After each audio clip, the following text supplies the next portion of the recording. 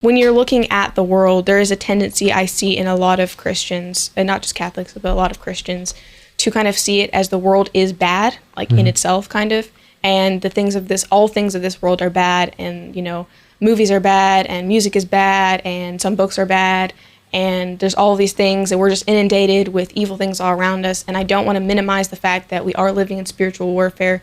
There are people who are trying to, you know, take our souls from us.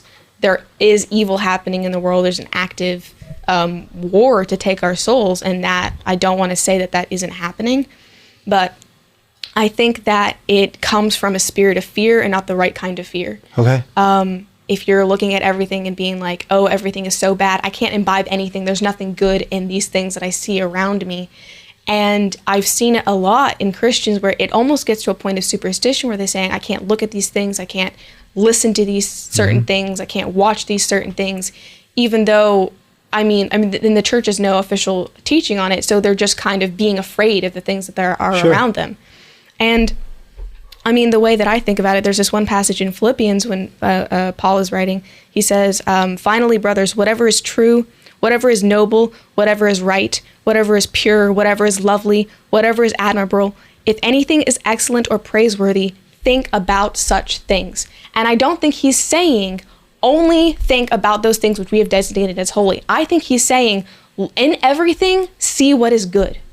Look for that. Try to find it in all things. Well, I said this a long time ago on an episode, but I was having a conversation with a buddy of mine who used to be in this like black metal, literally satanic band, right? And we were having this discussion, and he was saying, my conversion started because I realized that even despite our lyrics and despite all these things that we were doing, just putting music in a way that is ordered and trying to make harmony and trying to do these things, that was a reflection of something that was good. Yes. And so even in that awful, we were putting out all this trash, right? But there was this goodness that was in it just by virtue of it being music. Yes. Dan. One of the things I really appreciate about having studied philosophy is there's so much power in being able to see good in whatever medium, whatever form it's presented. So I can have a conversation with an atheist who, despite any misconceptions he might have about God, is still pursuing the good, and I can affirm him in that. And the same in art. So that's very powerful, something I appreciate about studying philosophy. No, 100%. What else did you have, Miriam? I'm sorry. I mean, I think that I've seen, again, I see this attitude a lot with Christians where they'll be like, oh, I don't listen to that kind of music, or, oh, I don't watch this show or read that book. And you know, in some cases, like it's a matter of prudence. Sure. And it's, if you are in good conscience, you could not watch or listen or do those things, and absolutely fine, don't do that. What I see a lot of people doing is trying to make those claims applicable to all Christians or all Catholics, and they're saying this is bad if you're doing that. But it all comes from looking at the objective world and seeing how it affects you, and they say that affects your soul. And I kind of want to drive this point home. I mean, Jesus literally spoke about this. He said it's not what goes into a man's mouth that makes him unclean, but it's what comes out of his mouth. So the things of this world can't affect your soul spiritually unless you let them. It has to be. And so ultimately, if you have a relationship with God, there's nothing in this world that can change that.